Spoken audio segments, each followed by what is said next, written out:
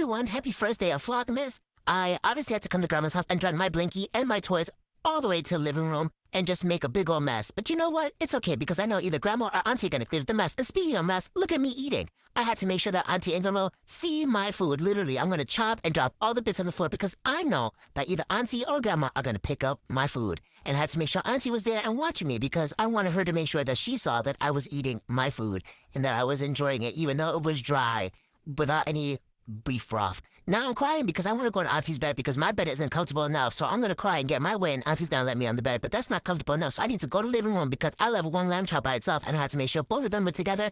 And I realized I left my blanket in the living room and that's my security blanket. But look, you know what? I decided it's time to suckle. Screw these lamb chops. And I'm like, wait, I hear something.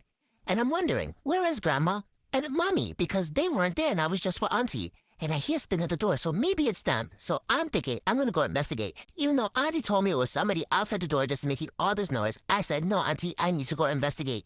And I realized that it wasn't Mommy or Grandma, even though I really wanted them to be, so that we can spend some time together, especially Grandma, because I see Mommy all the time. When I realized that they weren't there, I decided to take my blanket back to the living room to Auntie's room, and I got really tired. So you know what I did?